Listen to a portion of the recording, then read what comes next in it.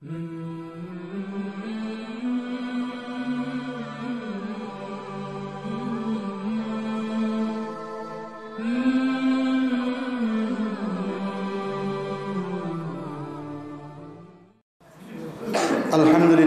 রাব্বিল আলামিন ওয়াসসালাতু ওয়াসসালামু আলা আশরাফিল আমবিয়াই ওয়াল মুরসালিন ওয়া আলিহি ওয়া আসহাবিহি আজমাইন ওয়া মান তাবিআহুম বিইহসানি ইলা ইয়াউমিদ্দিন আম্মা বা'দ ফাআউযু বিল্লাহি মিনাশ শাইতানির রাজীম বিসমিল্লাহির রহমানির রহিম সুবহানাল্লাযী আসরা বি'আবদিহি লাইলান মিনাল মাসজিদিল হারাম ইলাল আখিরিল আয়া।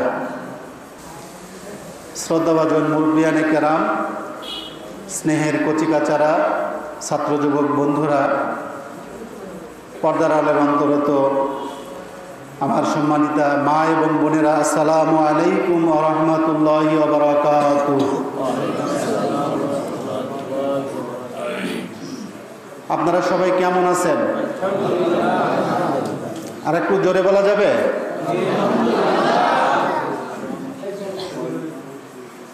ভালো রাখেন কে? আর একটু জোরে। খারাপ রাখেন কে? সন্দেহ আছে? খায়রিহি ওয়া শাররিহি মিনাল্লাহি তাআলা। মনে থাকবে? খায়রিহি ওয়া শাররিহি মিনাল্লাহি তাআলা। ভালো এবং মন্দ সবকিছু কোত্থেকে হয়? জোরে বলেন, কোত্থেকে হয়? ভালো থাকলেও আলহামদুলিল্লাহ, খারাপ থাকলে জোরে বলেন, ভালো থাকলে খারাপ থাকলে আলহামদুলিল্লাহ। কারণ তিনি সেই মহান মাহবুদ, তিনি সেই মহান মালিক। আমার হৃৎপিণ্ড রক্ত পাঞ্চ করে আমার শরীরটাকে সচেতন রেখেছে। হৃৎপিণ্ডটা চলে কার হুকুমে? যারা বলেন কার হুকুমে? হৃৎপিণ্ডের জন্য যদি আল্লাহর হুকুম বন্ধ হয়ে যায়, আপনার নিঃশ্বাস বন্ধ হয়ে যাবে, আপনি তখন হবেন দুনিয়ার একজন মরা মানুষ। কথা বলেন ঠিক কিনা? এজন্য যে আল্লাহ তাআলা আমাকে ভালো রাখেন, মন্দ রাখেন, অন্তত জীবিত রেখেছেন, সে আল্লাহর জন্য আর একবার শুকরিয়া আদায় করছি, বলছি আলহামদুলিল্লাহ। রাসূল সাল্লাল্লাহু আলাইহি ওয়াসাল্লামের প্রতি প্রাণ ঢালা দরুদ এবং সালাম বর্ষিত হোক, যিনি সর্বকালের, সর্বযুগের সর্বশ্রেষ্ঠ মহামানব। পৃথিবীর সর্বশ্রেষ্ঠ মহামানব কে? তাহলে তো গল্প একটা আমাকে শোনাতেই হয়।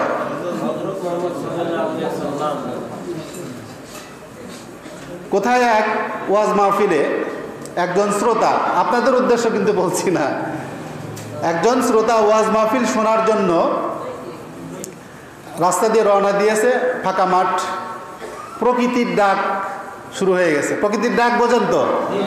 বুঝেন তো। বেচারা মনে করছে যে ফাঁকা মাঠ, কেউ তো নাই, কাজটা আমার সারা জরুরি, কাজটা সেরে হাতে কাছে পানি নাই, নদীও নাই, নালাও নাই, কিছুই পানি নাই। এই কচুরির বালা এটা ওটা সেটা দিয়ে মোটামুটি শৌচ কার্যটা সে শেষ করছে। যতই যাই দিয়ে করুক, সে কি মনের দিক থেকে তৃপ্ত আছে? পানি না হলে কি তৃপ্ত হয়? তো ওয়াজ মাহফিলে গিয়ে সামনে বসে গেছে। ওই লোকটার নাম ছিল হলো মুসা। যিনি বক্তা, তিনি ওয়াজ করছেন প্রথম ঈসা আলাইহিস সালামের ঘটনা নিয়ে। ভাইরা আমার, বন্ধুরা আমার, এতক্ষণ আলোচনা করলাম ঈসার কথা, এখন বলবো মুসার কথা। মুসা ব্যক্তি মনে করছে সর্বনাশ, হুজুর তো অন্যরকম হুজুর, আমি যে মাঠের ময়দানে এই কাজটা করে এসেছি সে জানলো কি করে? বক্তা শুধু হাত নাচাচ্ছে। ভাইরা আমার, বোনেরা আমার, এতক্ষণ বললাম ঈসার কথা, এখন বলবো মুসার কথা। মুসা মনে করছে যে এত মানুষের মধ্যে যদি কথাটা বলেই ফেলে তাহলে ইজ্জত তো আমার থাকে না। তখন মুসা চুপ করে, মানে ভিড় ঠেলে ফাঁক করে দৌড়। সমস্যা কোথায় বলেন তো? সমস্যা কোথায়? সমস্যা হলো যে বক্তার যে মূল বক্তব্য সেটা সে শোনে নাই, সেটা সে বোঝে নাই। আর শোনে নাই, বোঝে নাই, কারণ হলো তার মনোযোগটা ছিল না, ওই আলোচনার মধ্যে তার মনোযোগ ছিল না। ট্রেনের মধ্যে এক মানে খাবার বিক্রেতা বলছে, এই ভাই তরকারি রুটি, তরকারি রুটি, তরকারি রুটি, বলে না? ট্রেনের মধ্যে বলে কিনা? একজন একটু অমনোযোগী শ্রোতা, সে বলছে, সে শুনছে, এই ভাই সরকারি রুটি, সরকারি রুটি, সরকারি রুটি দিয়েছে। ইচ্ছা মতো খেয়ে যখন ওয়েটার বলছে এত টাকা বিল, তখন আপনি তো বলছেন যে সরকারি রুটি, সরকারি রুটি আবার বিল কিসের? আসলে কি সে সরকারি রুটি বলছিল? সে বলছিল তরকারি আর রুটি, তরকারি রুটি। আরেকজন কবিরাজের বাড়ি রুগী দেখাতে গেছে। কবিরাজ সব কিছু দেখে শুনে কিছু নির্দেশনা দেয় না, ডাক্তার কবিরাজরা দেয় না। তো কবিরাজ বলে দিয়েছে আতপ চাল আর মধু, মানে আতপ চাল আর মধু, আতপ চালের ভাত আর মধু খেতে হবে। তো রুগীর সাথে যে লোক থাকে সে শুনছে আব্বাসের মার কদু। ঘটনা বুঝতে পারছেন? রুগীর সাথে যে গেছে সে শুনছে আব্বাসের মার কদু। এখন বাড়িতে ফিরে গিয়ে আব্বাসের মা খুঁজে পাওয়া যায়, কিন্তু তার কদু গাছ নাই। আবার কদু গাছ আছে, কদুও আছে, কিন্তু তার নাম আব্বাসের মা না, সে আব্বাসের মা না। মহা বিপদ। তাহলে রোগ কি ভালো হবে না বাড়বে? বাড়বে। শুধু একটু মনোযোগ না থাকার কারণে, মানে যেখানে সুবিধা হবে সেখানে অসুবিধা, যেখানে শান্তি হবে সেখানে অশান্তি, যেখানে আরাম হওয়ার কথা সেখানে হবে বেরাম। কথা ঠিক কিনা? তো আমি বলছিলাম যে সর্বকালের সর্বযুগের সর্বশ্রেষ্ঠ মহামানব বলেন কে? জোরে বলেন কে? মুহাম্মদুর রাসূলুল্লাহ সাল্লাল্লাহু আলাইহি ওয়াসাল্লাম। যে আলোচনাটা এই মাসে সব থেকে বেশি হচ্ছে এখন, সেটা হলো শবে মেরাজ, তাই না? রাসূল সাল্লাল্লাহু আলাইহি সাল্লাম বলেছেন, আল্লাহুম্মা বারিক লানা রজব ওয়া শাবান। সুবহানাল্লাহ। আর একটু জোরে সুবহানাল্লাহ। রাসূল সাল্লাল্লাহু আলাইহি সাল্লাম বলেছেন, আল্লাহুম্মা বারিক লানা ফি রজব ওয়া শাবান ওয়া বাল্লিগনা শাহরু রমাদান। আর একটু জোরে বলেন আল্লাহু আকবার। রাসূল সাল্লাল্লাহু আলাইহি সাল্লাম দোয়া করছেন যে হ্যাঁ আল্লাহ তাআলা, তুমি এই রজব মাসে, শাবান মাসে বরকত দিয়ে পরিপূর্ণ করে দাও। সুবহানাল্লাহ। এবং আমাদেরকে রমজান পর্যন্ত পৌঁছে দাও। আর একটু জোরে বলেন সুবহানাল্লাহ। কি জন্য? এই রজব মাসে এমন একটা ঘটনা, এমন একটা আশ্চর্যজনক ঘটনা আল্লাহ তাআলা ঘটিয়েছেন তার রাসূলকে দিয়ে, যার কারণে এই রজব মাসটা অত্যন্ত মর্যাদার অধিকারী হয়ে গেছে। বলেন সুবহানাল্লাহ। সেই ঘটনাটা কি? সেই ঘটনাটা হুজুর আলোচনা করছেন পবিত্র মেরাজ, লাইলাতুল মেরাজ। আল্লাহ তাআলা বলছেন, সুবহানাল্লাযী আসরা বিআবদিহি লাইলাম মিনাল মাসজিদিল হারাম ইলাল মাসজিদিল আকসা আল্লাযী বারাকনা হাওলাহু লিনুরিয়াহু মিন আয়াতিনা ইন্নাহু হুয়াস সামিউল বাসীর। সূরা বনী ইসরাঈলের প্রথম আয়াত। কোন সূরা? যারা বলেন কোন সূরা? সূরাতুল বনী ইসরাঈল। মুসলমান মসজিদে নামাজ পড়ি, ঈমান রাখি, রাসূলকে বিশ্বাস করি, ঈমানকে বুকে ধারণ করি, আমাকে কোরআনের ব্যাপারে জানতে হবে। কথা বলেন ঠিক কিনা? কোরআনের সূরা সম্পর্কে ধারণা থাকতে হবে। তাই যদি না থাকবে, তাহলে লিবাসে, পোশাকে মুসলমান হয়ে কোনো লাভ হবে না। বলেন হবে না। পোশাকে আশাকে মুসলমান হওয়ার সাথে সাথে মনে, হৃদয়ে, আবেগে, ভালোবাসায় মুসলমান হবেন কারা? হাত তুলেন। আমার কথা বোঝেন নাই? শুধু পোশাকে আমরা মুসলমান হতে চাই না, আমরা ঈমানের দিক থেকে সাচ্চা শক্তিশালী মুসলমান হতে চাই। কে রাজি আছেন? হাত তুলেন। আল্লাহ তাআলা কবুল করুন, সকলেই বলে আমিন। হাত নামান। তাহলে আল্লাহ তাআলা আল্লাহ রাসূলের সেই সফর সম্পর্কে আমি সংক্ষেপে বলি যে মসজিদে হারাম থেকে মসজিদে আকসা পর্যন্ত আল্লাহ রাসূলের যে ভ্রমণ এটা ছিল, এটাকে বলা হয় ইসরা ভ্রমণ। মসজিদে আকসা থেকে আল্লাহ রাসূল দুনিয়ার বায়ুমণ্ডলকে পিছনে ফেলে মহাশূন্য ভেদ করে, তারপরে সপ্তম আসমান ভেদ করে সিদরাতুল মুনতাহা, এরপরে আল্লাহর সাথে রাসূল সাল্লাল্লাহু আলাইহি সাল্লামের কথোপকথন, এটার নাম হলো কি? এটার নাম মেরাজ। সেটা রজব মাসে হয়েছিল। তারিখ নিয়ে বা সময় নিয়ে একটা মতভেদ আছে, বিভিন্ন উলামায়ে কেরাম বিভিন্ন রকম বলেছে, তবে রজব মাসে সেটা সংগঠিত হয়েছিল। এই জন্য এটা বলা হয় রজব মাসে শবে মেরাজ সংগঠিত হয়েছিল। আলেম ওলামা কোরআন হাদিসের আলোকে সেই বিষয় আমি বলেছে। আমি আপনাদেরকে একটু ভিন্ন প্রসঙ্গে একটু নিতে চাই, শুনবেন তো? শুনবেন তো? যদিও বিষয়টা একটু বুঝতে কষ্টকর হবে, আমি সহজ করে বলার একটু চেষ্টা করব ইনশাআল্লাহ। এখানে যারা আছেন কম বেশি আমার ধারণা, যেহেতু এলাকা চাষাবাস হয়, হয়তো চাষাবাস হয়, আমরা ছোটবেলায় দেখতাম ওই, এখন তো ধান মলার অনেক মেশিন বের হয়েছে, ছোটবেলায় দেখতাম আগে ধান মলার মেশিন ছিল না, পালের 7টা 8টা 10টা গরু ছিল, ওই গরুগুলোকে দিয়ে ধান মালাই করা হতো, আমরা বলতাম ওটাকে মলন। আপনাদের কি বলে? আপনারাও মলন বলেন? তাহলে পাবনার সাথে রাজশাহীর কিছুটা মানে মিল আছে। এই মলন মোলার সময় দেখবেন যে একটা গরু থাকে হলো, ওটা কি বলেন? মেহের, আমরা বলি মেরা, কাছাকাছি আর কি। তো এই মেরার সাথে কিন্তু আরো কি 4-5টা বা 5-6টা গরু থাকে। মেরার কাজ কি? মেরা যদি সোজা চলে তাহলে মলনে থাকবে না, মলনের বাইরে যাবে, বাইরে চলে যাবে, তাই না? তাহলে মেরের কাজ হলো ওইখানেই ঘোরা।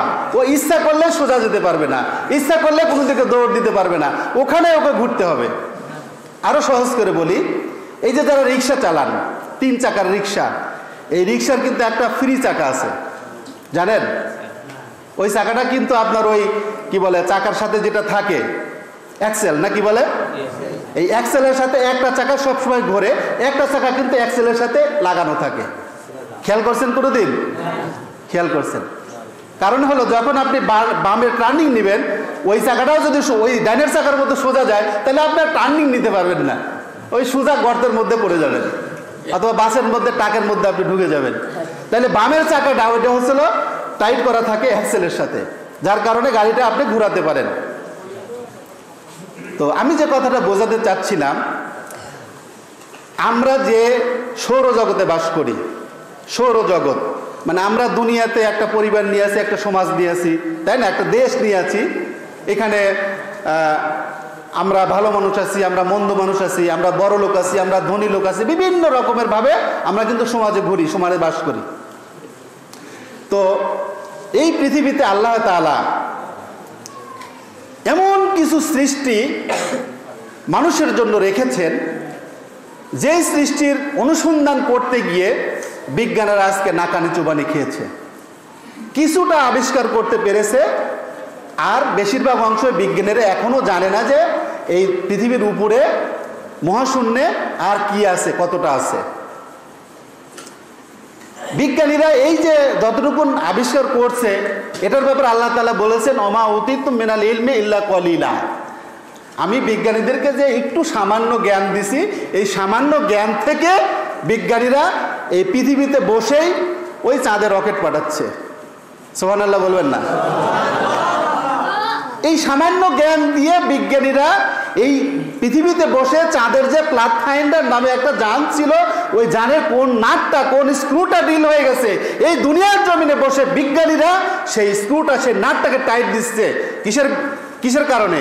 আল্লাহ তাআলার দেওয়া সামান্য জ্ঞানের কারণে। কবি নজরুলের কথা মনে পড়ে গেল, বিশ্ব জাতীয় কবি, আমাদের ইসলামের কবি। উনি বলছেন, পাতাল ফুরে নামবো আমি, শিশুর কোন কবিতা মনে আছে? কেউ বলতে পারবেন? থাকবো না কো বদ্ধ করে, দেখবো এবার জগৎটারে কেমন করে ঘুরছে মানুষ যুগান্তরে, ঘূর্ণি পাকে দেশ হতে দেশ দেশান্তরে, ছুটছে তারা কেমন করে, কিসের নিচায় কেমন করে, মরছে যেদিন লাখে লাখে। পড়ছেন না? ওই কবিতার একটা অংশে গিয়ে তিনি বলছেন, পাতাল ফুরে নামবো আমি, উঠবো আমি আকাশ ফুরে, বিশ্বজগৎ দেখবো আমি আপন হাতের মুঠোয় পুরে। ওখানকার স্ক্রু ঢিল হয়েছে, নাট ঢিল হয়েছে, এখান থেকে বসে কম্পিউটার দিয়ে সেটাকে সোজা করছে। আজকে আমেরিকাতে আছে আপনার ছেলে, আমেরিকা থেকে কথা বলছে, আপনি সামনে তাকে দেখতে পাচ্ছেন। এটাই হলো কবি নজরুলের বক্তব্যের মূল বিষয়। তো প্রিয় হাজিরিন, আমি এই এতগুলো উদাহরণ একটা কারণে দিলাম, আমরা যে সৌরজগতে বাস করি, এই সৌরজগতের মধ্যে মানে 9টা গ্রহ আছে। একটা পরিবারে বাবা থাকে, তার পাশে আরো কি 5টা বোন থাকে, আর 4টে বোন মানে ভাই থাকে ধরেন, তাহলে কয়জন হলো? 9টা ভাই বোন, আর বাবা হলো মূল। এরকম সৌরজগতে, আমরা যে সৌরজগতে বাস করি, এই সৌরজগতের মূলে আছে সূর্য, আর সূর্যের চারদিকে আছে 9টা গ্রহ এবং 184টা উপগ্রহ আছে। এর সৃষ্টিকর্তা কে? জোরে বলেন, এর সৃষ্টিকর্তা কে? আল্লাহ রাব্বুল আলামিন। এই 9টা গ্রহ, এই সূর্য, কেন্দ্রের সূর্যটাকে কেন্দ্র করে নিয়মিত প্রদক্ষিণ করছে, একটার সাথে আরেকটা সংঘর্ষ হচ্ছে না। বলেন সুবহানাল্লাহ।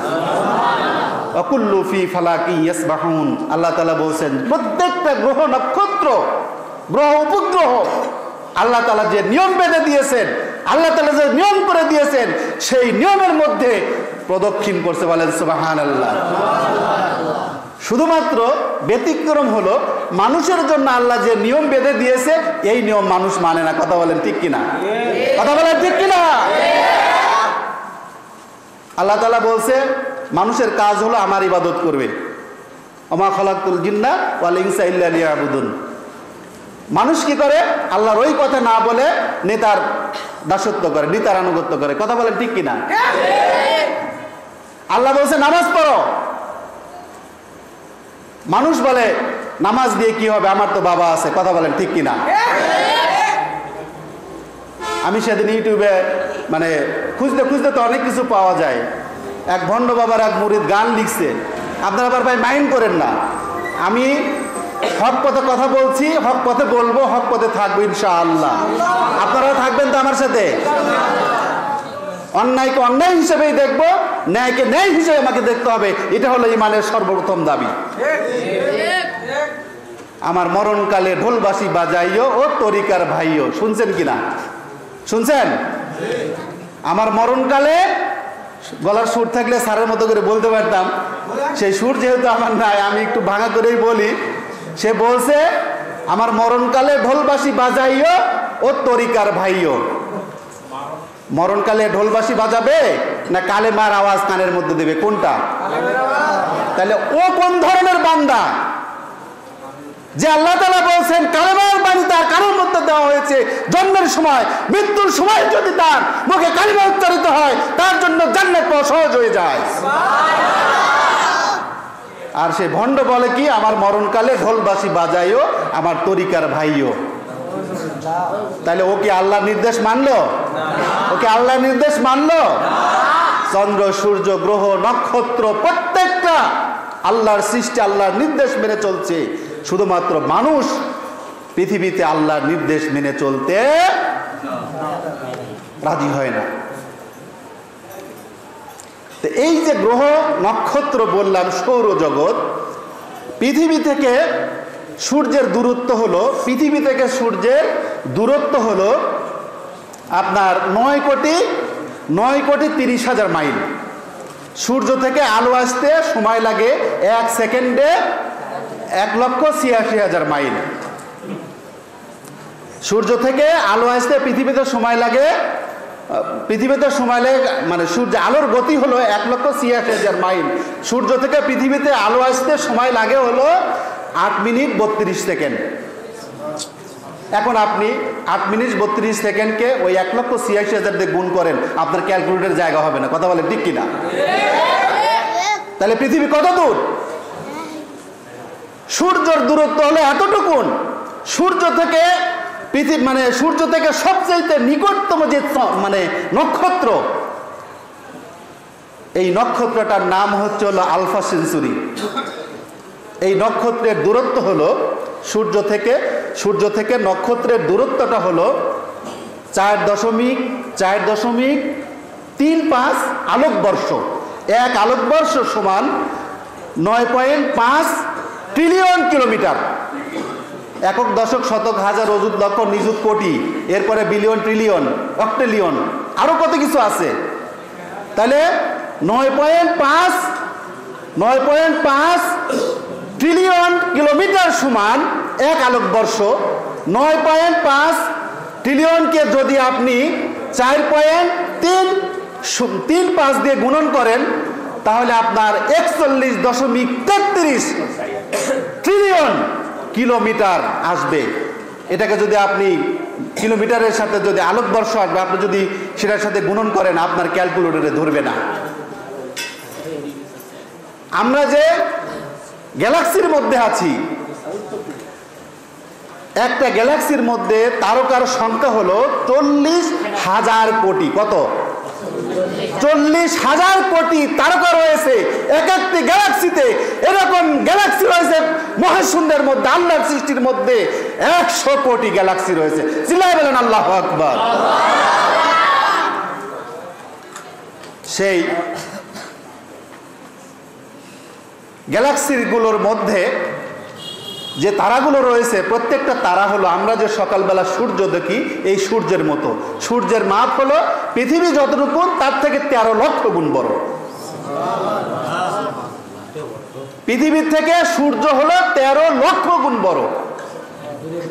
তাইলে একটা গ্যালাক্সিতে, একটা ছায়াপথে যদি 40,000 কোটি যদি আপনার সূর্যের মতো তারকা থাকে আর 100 কোটি যদি গ্যালাক্সি থাকে, মানুষের মাথা কাজ করবে না হিসাব পেতে।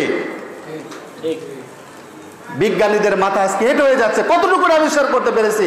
আমার আল্লাহর সৃষ্টির থেকেও বেশি আছে। বিজ্ঞানীরা কিয়ামত পর্যন্ত চেষ্টা করলে তার কুল কিনারা করতে পারবে না।